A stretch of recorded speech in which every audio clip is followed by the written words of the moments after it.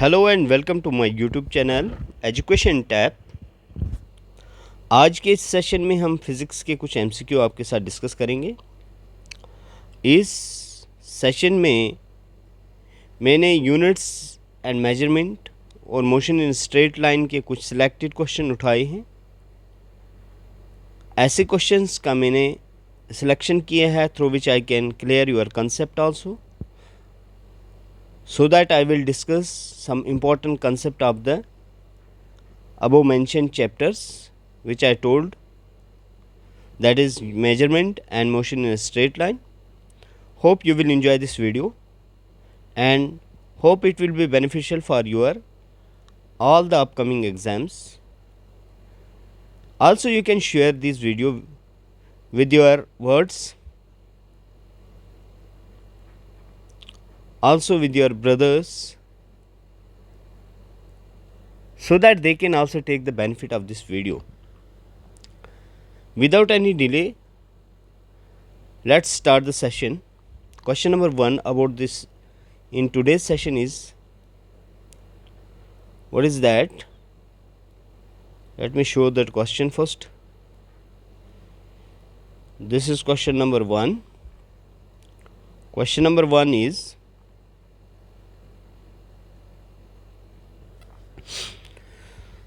which of the following system of units is not based on the unit of mass, length and time alone? As you know that there are three systems of units, that is MKS system, CGS system or FPS system. These are the three systems जहाँ पे कोई भी quantity मास पे, length पे और time पे depend करती है। तो यहाँ पे आपका MKS भी है, ये भी तो डिपेंड करता है, ये भी नहीं ऑप्शन आएगा। CGS है, ये भी नहीं ऑप्शन आएगा। FPS है, ये भी नहीं ऑप्शन आएगा। ठीक है ना, क्योंकि हमें क्वेश्चन में मेंशन किया है नॉट। तो गाइज याद रखें, यहाँ पे आपको नॉट देखना है। तो बेसिकली इन क्वेश्चंस में बहुत हम गलती कर लेते हैं। Is based on the unit of mass length ऐसे सेलेक्ट कर देते हैं, किसी में इनमें से किसी एक को सेलेक्ट कर लेंगे। तो आपको क्वेश्चन को प्रॉपरली पढ़ना है। अगर कभी भी क्वेश्चन में नॉट का यूज़ हुआ होगा तो उन चीज़ों को अंडरलाइन कर दिया करो, ताकि क्वेश्चन का आंसर सेलेक्ट करते करते आपका फोकस आपके क्वेश्चन पे बना रहे। ओके, तो इसमें अगर देखेंगे तो इसमें SI सिस्टम जो है गाइज, SI सिस्टम में अलोन बोलता है। देखो MKS सिस्टम का मतलब क्या है? MKS सिस्टम का मतलब होता है मीटर किलोग्राम सेकंड, CGS का मतलब होता है सेंटीमीटर ग्राम सेकंड और FPS का मतलब होता है फुट पाउंड सेकंड। तो यहाँ पे देखोगे ये ऐसे सिस्टम है जहाँ पे मास, लेंथ और टाइम पे ही अलोन डिपेंड करता है। तो इसका राइट ऑप्शन हमारा A आ जाता है। ठीक है, SI सिस्टम। बाकी MKS, CGS, FPS तीनों सिस्टम्स पे डिपेंड करेगा। Let's move to the next question. Clear? Mass is measured of, mass किसको मेजर करता है guys?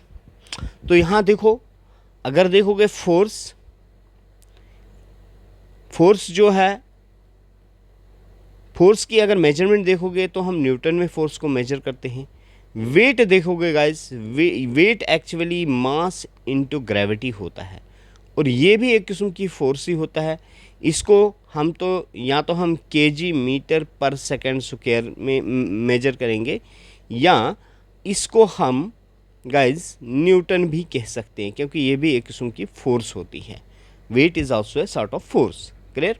Because weight is because of gravity की वजह से वेट होता है। लेकिन ये मास जो है हम कह सकते हैं ये है matter content, the space occupied वगैरह। ठीक है ना, तो मैटर कंटेंट जो है, mass is measure of matter content. Okay, तो ये चीज़ आ गया। नेक्स्ट, इसमें कोई ज़्यादा इतनी टिप्पणी करने की ज़रूरत नहीं थी। चलिए, among the following derived quantity is, इनमें से कौन सी डिराइव्ड क्वांटिटी है? गाइस आप जानते हो क्वांटिटीज़ अगर देखेंगे, फिजिकल क्वांटिटी हमारे पास दो टाइप्स की होती है। कुछ होती है फंडामेंटल फिजिकल क्वांटिटीज़ और कुछ होती है हमारे पास डिराइव्ड फिजिकल क्वांटिटी। अगर फंडामेंटल फिजिकल क्वांटिटी की बात करें, there are only 7 fundamental physical quantities, and that is, first is mass, then length, फिर आपका टाइम, फिर आपका टेम्परेचर, देन करंट, फिर करंट के बाद आपका amount of substance and then luminous intensity.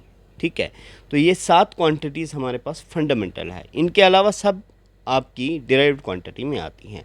तो हमसे पूछा कौन सी डिराइव्ड क्वांटिटी है, तो लेंथ तो हमारे पास फंडामेंटल है, मास भी फंडामेंटल है, टाइम भी फंडामेंटल, तो answer is the density. Because density जो है बच्चे गाइज हमारे पास डेंसिटी जो we can derive the density by using the fundamental quantity mass by volume, mass by volume is the density. तो इसका राइट ऑप्शन जो होता है वो डेंसिटी आएगा। Okay, move on to the next question. Which of the following is not a fundamental unit. अब देखो, अभी मैंने यूनिट्स आपको बोला, मास अगर है तो किलोग्राम उसका यूनिट होगा, लेंथ है उसका यूनिट मीटर है, टाइम है उसका यूनिट सेकंड है। तो न्यूटन किसका यूनिट है, न्यूटन तो फोर्स का यूनिट है। और गाइस फोर्स जो है वो मास इनटू एक्सेलरेशन होता है, मतलब ये 2 क्वांटिटीज़ पे डिपेंड करती है, क्योंकि फंडामेंटल क्वांटिटी किसी पे डिपेंड नहीं करती है। क्लियर, तो हम not fundamental unit, newton is not fundamental unit because newton is the unit of force and we can say newton is a derived unit. Okay, ये हमारे पास न्यूटन जो है ये कौन सा यूनिट है, we can say it is a derived unit. Okay, तो ये हमारे पास डिराइव्ड यूनिट हो गया। क्लियर, नेक्स्ट क्वेश्चन हमारे पास जो है, in SI unit the number of basic physical quantities are, I have already told about that there are only 7 basic fundamental quantities. clear, तो 7 क्वांटिटी है, मैंने आपको नाम भी दिया था, length, mass, time, temperature, amount of substance, current, luminous intensity. Okay guys, ठीक है। चलिए नेक्स्ट क्वेश्चन आपका है लाइट ईयर एक्चुअली क्या होता है गाइस। अगर लाइट ईयर देखोगे, लाइट ईयर अगर बेसिकली देखोगे, देखो ये एसएससी सीजीएल का क्वेश्चन है, light year is the unit of distance, unit of distance. पहले सबसे पहली बात याद रखोगे लाइट ईयर के बारे में, इतना लाइट ईयर जो है वो यूनिट ऑफ डिस्टेंस है। और लाइट ईयर को कैसे डिफाइन करते हैं, क्या light emitted by the sun in 1 year, नहीं। Time taken by the light year to travel from sun to the earth, देखो टाइम टेकन होगा दैट्स मीन वो टाइम के बारे में बात करेगा, तो वो ये तो डिस्टेंस को मेजर करता है ना, तो ये नहीं है। Distance travelled by the light year in a free space in 1 year, yes this is the right option, this is the actual definition of the light year, ये आप रख लोगे। Time taken by the earth to go once around the sun, अगर once go around the sun वो इसकी revolution आएगी and that is 365 days, आप लिखोगे 365 डेज, ठीक है। एंड ये हमारे पास है, और ये भी किसकी बात करेगा, टाइम की बात कर रहा है कि कितना पीरियड कितना टाइम लिया। तो हमारा इसका राइट ऑप्शन है distance travel by the light in a free space in 1 year. और मैंने आपको लाइट ईयर के बारे में पहले बोल दिया, it is the unit of distance to measure the large distances. हम ऐसे ये क्या करते हैं, to measure the large distances, large distances को मेजर करने के लिए हम इसका इस्तेमाल करेंगे। ओके, ठीक है। चलिए 1 माइक्रोन किसके बराबर होता है गाइस, ये तीनों सबसे पहले मैं बोलूँगा। 10⁻³ मीटर का मतलब होता है 1 मिलीमीटर, 1 mm भी कहते हैं इसको गाइस, ठीक है ना। 10⁻⁹ मीटर का मतलब होता है 1 नैनोमीटर। ओके, 10⁻⁶ मीटर का मतलब होता है 1 micrometre. Clear, sorry. And 10⁻² metre का मतलब होता है 1 सेंटीमीटर। ओके, तो ये अगाइज आपको पता होना चाहिए। तो यहाँ पे अगर माइक्रोन की बात कौन कर रहा है, तो दिस इज़ द माइक्रोमीटर और माइक्रोन कह सकते हो आप। 1 माइक्रोन जो होता है 10⁻⁶ होता है, ठीक है। तो एक बार फिर लिख दूंगा मैं आपको यहाँ पे क्या चीज़ मैंने लिखा, मैं बोलता हूँ 1 मिलीमीटर जो होता है 1 mm 10⁻³ मीटर के बराबर होता है। 1 नैनोमीटर दैट इज़ 10⁻⁹ मीटर के बराबर होता है, इसको नैनो पढ़ते हैं गाइस, नैनो, NANO, नैनो, ठीक है। And 1 micron is equal to 1 micrometre भी कह सकते हो इसको, दैट इज़ 10⁻⁻6 मीटर आ गया। एंड फिर आपका 1 centimetre is equal to 10⁻⁻² metre के बराबर होता है। तो ये कन्वर्जेंस का बेसिक स्टैंडर्ड कुछ कन्वर्जेंस होती हैं, इनको हमें याद रखना होता है। क्लियर, चलिए प्रैक्टिकल यूनिट ऑफ हीट, तो guys practical unit of heat that is calorie, सबको पता है। ओके, आप ये आपका प्रैक्टिकल यूनिट ही है आपका कैलोरी, ठीक है। आप इसको जूल में भी हम मेजर कर सकते हैं, बट प्रैक्टिकल यूनिट जो हीट है वो इसका है। जूल एनर्जी का यूनिट भी होता है गाइस, जूल वर्क का यूनिट भी होता है। अगर वाट देखोगे ये पावर का यूनिट है गाइस, और हॉर्स पावर इसको एचपी शॉर्ट में कहते हैं। हॉर्स पावर ये भी यूनिट है किसका, पावर का यूनिट है। और गाइज याद रखना 1 HP एक हॉर्स पावर जो होता है 746 वाट के बराबर होता है। तो ये सारी चीज़ें हमें याद रखनी होती हैं। Clear? But the answer according to question that is calorie. Okay, calorie. Okay, no come to the next question.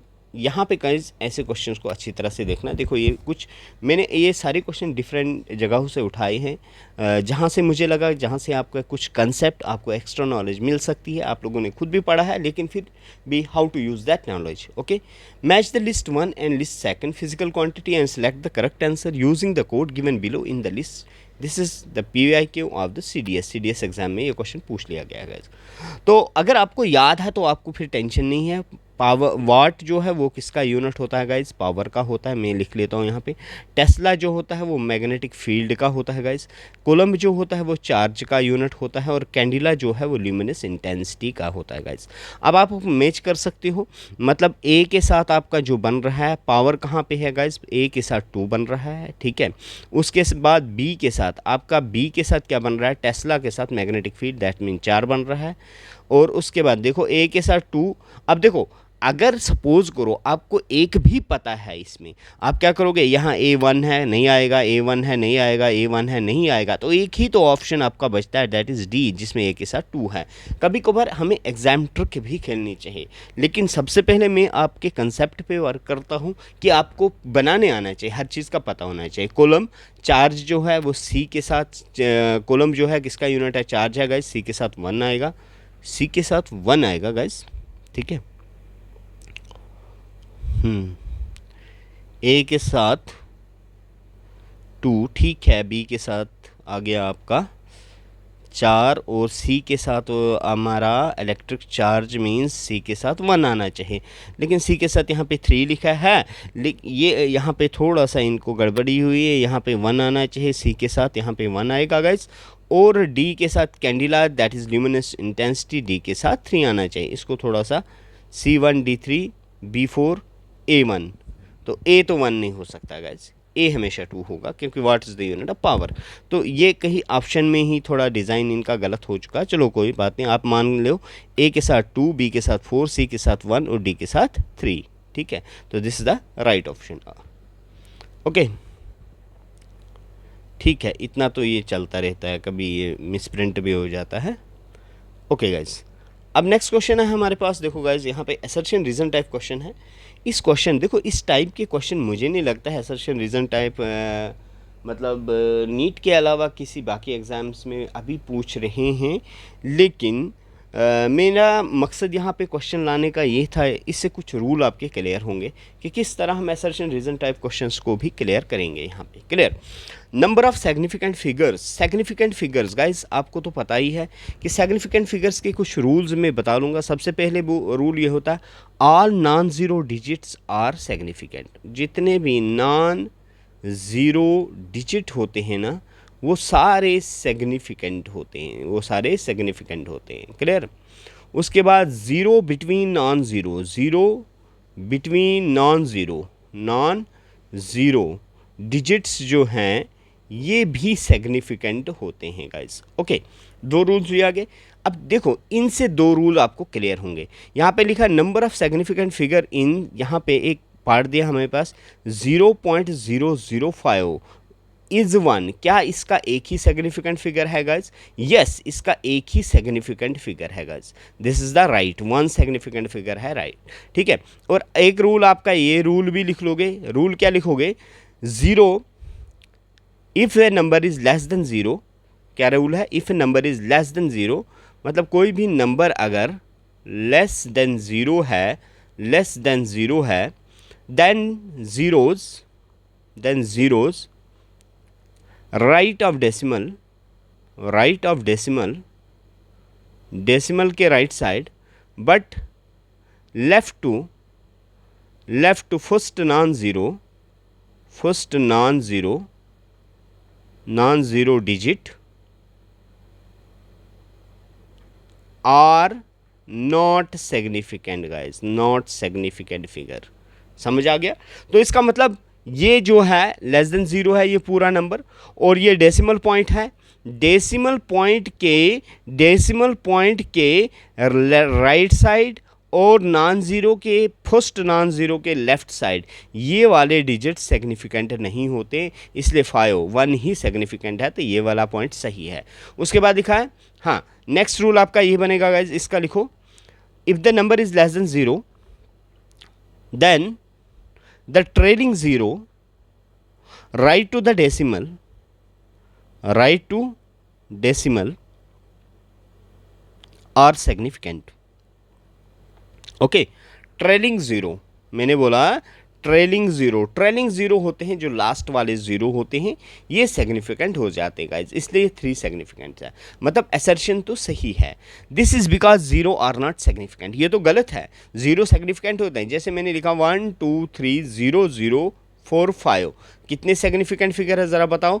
According to this rule मैंने लिखा आपको, zero between the non zeros digits are significant. That's mean 1 2 3 4 5 6 7 significant figures है हमारे पास यहाँ पे। लेकिन कहने का मकसद यहाँ पे है, क्या ज़ीरोज नॉट सिग्निफिकेंट लिखा है ना, this is because zeros are not significant, ये तो स्टेटमेंट गलत है, मतलब इसका रीज़न गलत है। तो आंसर क्या है? If assertion is correct and correct होगा बट रीज़न इज़ इनकरेक्ट, तो ये सही ऑप्शन होगा अकॉर्डिंग टू दिस। मेरा मकसद यहाँ ये लाने का था ताकि आपके थोड़े कुछ रूल्स क्लियर हो जाएंगे, या आपको पता चल जाएगा सिग्निफिकेंट रूल। ये आपको 11th की एनसीईआरटी में स्टार्ट वाले ही चैप्टर में आपको मिल जाएंगे। 4 से 5 रूल है, आप याद कर सकते हो, 2-3 एग्जाम्पल साथ में मिलेंगे आपको, ठीक है। तो अगर किसी को और डाउट होगा तो आप मुझे क्वेश्चन कमेंट सेक्शन में डाल सकते हो, तो आई विल मतलब I will consider those comments also and clear your doubts. Clear? Next question है यहाँ पे guys, match the list of physical quantity with the list second and select the correct answer using the code given below the list. अब power, हमें अभी मैंने आपको बोला power को वाट में मेजर करते हो आप, या किलोवाट पे लिख सकते हो KW। तो आप ए के साथ 4 को ज्वाइन करोगे, ए के साथ 4 को करोगे, मतलब एक ऑप्शन ये है, एक ऑप्शन ये है, ये दो आप ख़त्म कर दो गाइज, ठीक है ना। मतलब वहाँ 2 को देखना ही नहीं अब, मतलब हमें ऑप्शन को, अब देखो यहाँ पे B5 है, B5 है, C1 है, C1 है, अब D को, लास्ट वाले को ही देखो, लास्ट वाले को देखो। अगर लास्ट का आपका डिसाइड हो गया दैट्स मीन आंसर आपका निकल गया। BCD रखने की प्रेशर का गाइज क्या होगा, देखो प्रेशर का यूनिट अगर देखेंगे, प्रेशर होता है फोर्स अपॉन एरिया, फोर्स होता है गाइज न्यूटन में और एरिया होता है पर मीटर स्क्वायर, तो इसका यूनिट बन जाएगा न्यूटन पर मीटर, इस तरह से। तो इस तरह से का मतलब है हमारे पास D के साथ 3 ज्वाइन हो रहा है, तो D के साथ 3 है तो फर्स्ट ऑप्शन सही है, तो D के साथ 2 वाला गलत है। देखो मैंने सिर्फ 2 चेक किए, अब या आपको पता तो सारे होने चाहिए, बट किस तरह से हम ऑप्शन अप्रोच से भी अपने क्वेश्चन कर सकते हैं। ए के साथ 4 मुझे पता लग गया है, पहला चेक किया मैंने तो मैंने इन 2 को एलिमिनेट कर दिया।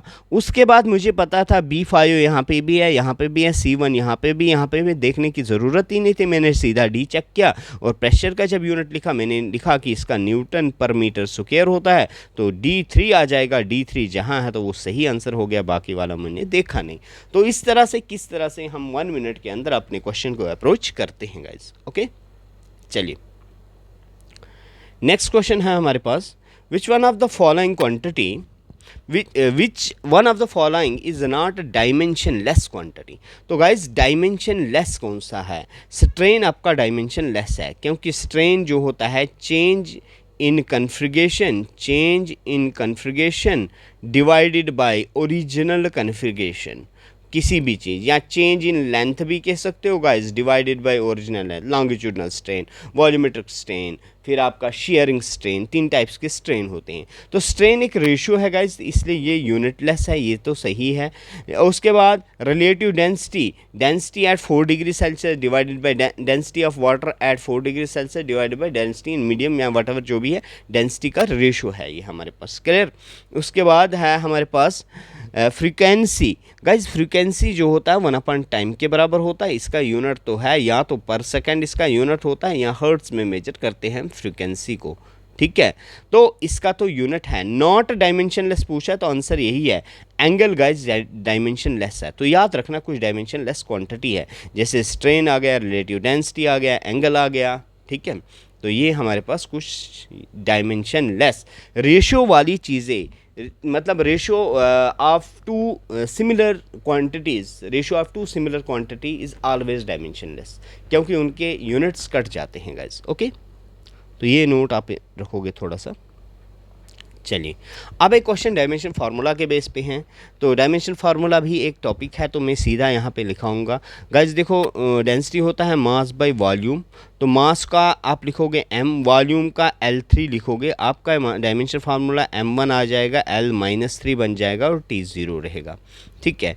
देखो m1 L-3 कहाँ है, a के साथ 2, a के साथ 2 है, तो a के साथ आ गया 2 वाला, ये गाइज ये वाला इसके साथ जुड़ेगा, तो आपका a3 गलत, a1 गलत, a3 गलत, तो सीधा आपका आंसर 1 से ही निकल गया। आपने 1 निकाला तो आंसर मेरा निकल गया। पॉइंट इज क्लियर, ठीक है। इस तरह अब बाकी वाले के भी फाइंड कर सकते हो, नो इशू। फोर्स का हम निकालते हैं अगर डायमेंशन फार्मूला गाइज, फोर्स होता है मास इंटू एक्सेलरेशन के बराबर। मास की जगह हम लिखेंगे m, तो एक्सेलरेशन का होता है गाइज L-T-2, तो m1 L1 T-2, तो आप चेक कर सकते हो भी m1 L1 T-2 आ गया। उसके बाद एनर्जी m2 L2 T-2 होता है गाइज, कुछ याद भी रख लेने चाहिए।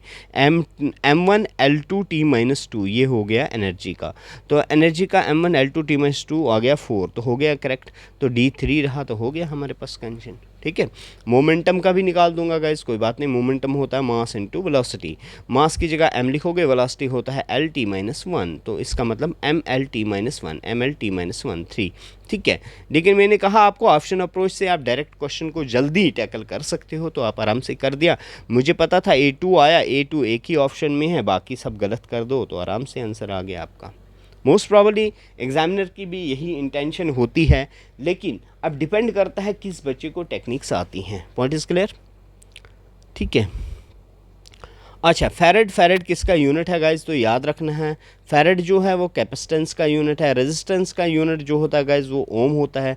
कंडक्टेंस का यूनिट जो होता है वो इन्वर्स ऑफ रेजिस्टेंस होता है, हम कहेंगे कंडक्टेंस एक्चुअली होता है रेजिस्टेंस का उल्टा, तो हम इसको इन्वर्स ऑफ ओम कहते हैं। और इंडक्टेंस का यूनिट गाइज जो है, इंडक्टेंस अगर देखोगे हम देखेंगे ये हेनरी वगैरह होता है, म्यूचुअल इंडक्टेंस, सेल्फ इंडक्टेंस वगैरह देखेंगे तो हेनरी होता है इसका यूनिट। तो ये कुछ यूनिट्स आपको याद भी रखने होते हैं। फिर कुछ कांस्टेंट गाइज मैं यहाँ पे लिखूँगा, कुछ कांस्टेंट्स के नाम इसके से ही मैं आपको बताऊँगा, जैसे आपका ग्रेविटेशनल कांस्टेंट, इसका यूनिट याद रख लो। रेजिस्टेंस का यूनिट याद रख लो। कंडक्टेंस का यूनिट याद रख लो। कैपेसिटेंस का यूनिट याद रखो, ठीक है। बाकी तो इंसान यूनिट निकाल भी सकता है। इंडक्टेंस का यूनिट याद रखो। स्टेफन कांस्टेंट का यूनिट याद रखो। प्लैंक्स कांस्टेंट का यूनिट याद रखो। विंस डिस्प्लेसमेंट कांस्टेंट का यूनिट याद रखो, ठीक है गाइज। कंडक्टिविटी का यूनिट याद रखो। रेजिस्टिविटी है उसका यूनिट निकाल भी सकते हो, याद भी रख लो। कोफिशिएंट ऑफ विस्कोसिटी का यूनिट याद रखो, ठीक है। ये कुछ चीज़ें ऐसे हैं जिनके यूनिट्स अगर आपको याद होंगे तो इजी रहता है, ये मोस्ट प्रॉब्ली पूछे जाते हैं। क्लियर। ऐसा unit of surface tension guys, surface tension अगर देखोगे किसके बराबर तो होता है फोर्स पर यूनिट लेंथ, यहाँ तो आपको फार्मूला पता होना चाहिए। तो न्यूटन पर मीटर आपका यूनिट आ गया, तो गाइज ये आ गया आपका इसका सीधा ही। न्यूटन पर मीटर स्क्वायर किसका यूनिट हो सकता है, ज़रा गाइज देखो, फोर्स अपॉन एरिया। ये होता है प्रेशर का यूनिट, और यही होता है स्ट्रेस का यूनिट, ठीक है। न्यूटन मीटर किसका यूनिट है, मतलब फोर्स इनटू डिस्टेंस किसका यूनिट है, ज़रा बोलो। वर्क का यूनिट हो सकता है ना, एनर्जी का यूनिट हो सकता है जूल, ठीक है। उसके बाद आपका डिग्री पर सेंटीमीटर लिखा है।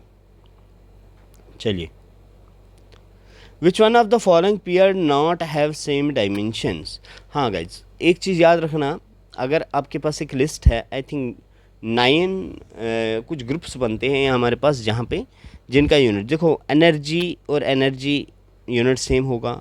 आपको ये नहीं देखना पोटेंशियल है, काइनेटिक है, थर्मल है, कौन सी है। मकसद है एनर्जी है तो एनर्जी का यूनिट सेम होता है। डेंसिटी और स्पेसिफिक ग्रेविटी का यूनिट क्या सेम होगा। फोकल लेंथ और हाइट का यूनिट क्या सेम होगा गाइस। देखो फोकल लेंथ मींस लेंथ है तो हाइट है, यूनिट सेम होगा।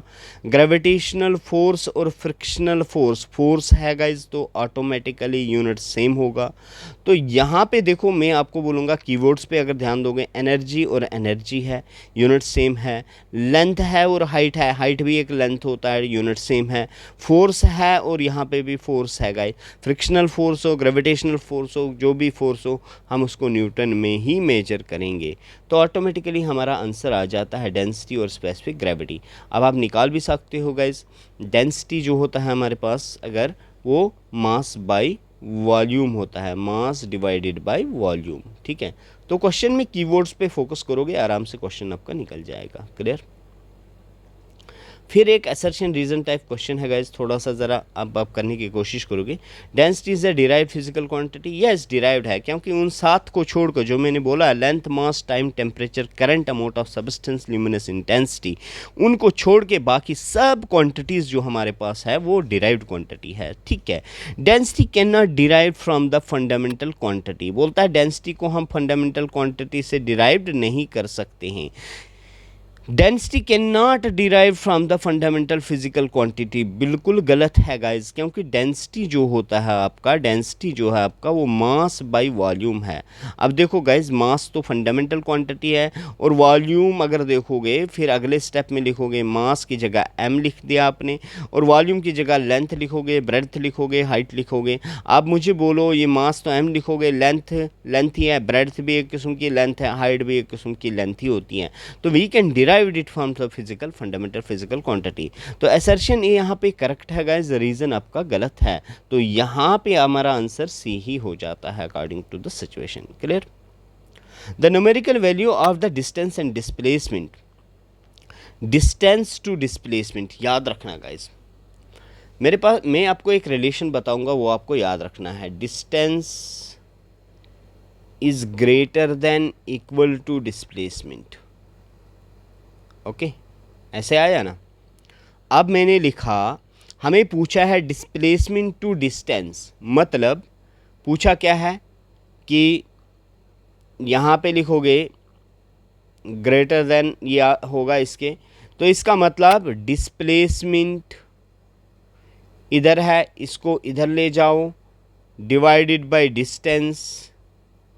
क्या होगा गाइस ज़रा बोलो। डिस्प्लेसमेंट अपॉन डिस्टेंस जो होगा वो लेस देन इक्वल टू 1 होगा। क्या होगा answer? Less than equal to 1, equal to और less than 1। Yes, C is the right option. लेकिन गाइस अगर इसी क्वेश्चन को ऐसे पूछेंगे, डिस्प्लेसमेंट की जगह डिस्टेंस लिखेंगे और डिस्टेंस की जगह डिस्प्लेसमेंट लिखेंगे। अगर इस क्वेश्चन को थोड़ा सा चेंज कर दिया उन्होंने, सपोज करो यहाँ पे डिस्टेंस लिखा और इसकी जगह डिस्प्लेसमेंट लिखा, तब गाइज क्या होगा, इसका आंसर तब इक्वल टू ग्रेटर देन 1 हो जाएगा इस कंडीशन के हिसाब से। क्यों? मकसद यहाँ पे इतना है कि डिस्टेंस आपका जो होता है वो हमेशा या तो गाइज ग्रेटर होगा distance, yeah guys distance displacement से या तो ग्रेटर होगा, या जो डिस्टेंस होता है आपका वो इक्वल टू डिस्प्लेसमेंट होता है। ठीक है। अब इक्वल टू डिस्प्लेसमेंट कब होगा ये भी याद रखने की बात है। इक्वल टू डिस्प्लेसमेंट कब होगा? जब आपका, एक मिनट, हाँ मैंने बोला इक्वल टू, अगर डिस्टेंस जो है वो इजिकल टू डिस्प्लेसमेंट कब होगा? जब आपका मोशन जो होगा ना, मोशन इन स्ट्रेट लाइन होगा without changing direction. Body motion कर रही है, स्ट्रेट लाइन में मूव कर रही है, लेकिन विदाउट चेंजिंग डायरेक्शन। अपना डायरेक्शन चेंज नहीं कर रही है गाइस। अगर गाइस डायरेक्शन चेंज नहीं कर रही है, दैट्स मीन डिस्टेंस और डिस्प्लेसमेंट तब बराबर होते हैं। तो अगर डिस्प्लेसमेंट और डिस्टेंस का रेशो पूछा है, मतलब डिस्प्लेसमेंट को ऊपर रखा है, डिस्टेंस को एस को नीचे रखा है, तब हो जाएगा less than equal to displacement. अगर डिस्टेंस को ऊपर रखा है और डिस्प्लेसमेंट को नीचे रखा है, तब हो जाएगा equal to greater than displacement. तो यही याद रखना कंडीशन, ठीक है। ये क्वेश्चन चेंज हो सकता है कभी भी। अब कुछ और क्वेश्चंस हैं गाइस, कल के लेक्चर में मैं इसको और ऐड ऑन करूँगा, ठीक है, क्योंकि 30 मिनट से ज़्यादा हो गया, मुझे लगता है फिर बोरिंग फील होती है। तो होप अगर आपको अच्छा लगता है, तो मैंने बीच में कंटिन्यू किया था, फिर कुछ रिस्पांस थोड़ा कम मिलता है बीच में कभी, तो अपनी भी कुछ मसरूफियात थी, तो उसकी वजह से नहीं हम आगे मतलब सेशंस कर पाए। होप इंशाल्लाह I will try my best. अगर मेरा कंटेंट आपको अच्छा लगता है, पढ़ाने का तरीका अच्छा लगता है, बस थोड़ा सा आपका मतलब जो है थोड़ी सी मोटिवेशन हमें जो है वो ज़्यादा प्रभाव करती है कि हम अच्छे से अच्छा कंटेंट लाने की कोशिश करें और अच्छे से अच्छे लेक्चर को प्रेजेंट करने की कोशिश करें। Hope you will enjoy this series. अल्लाह हाफिज़ and see you in the next session.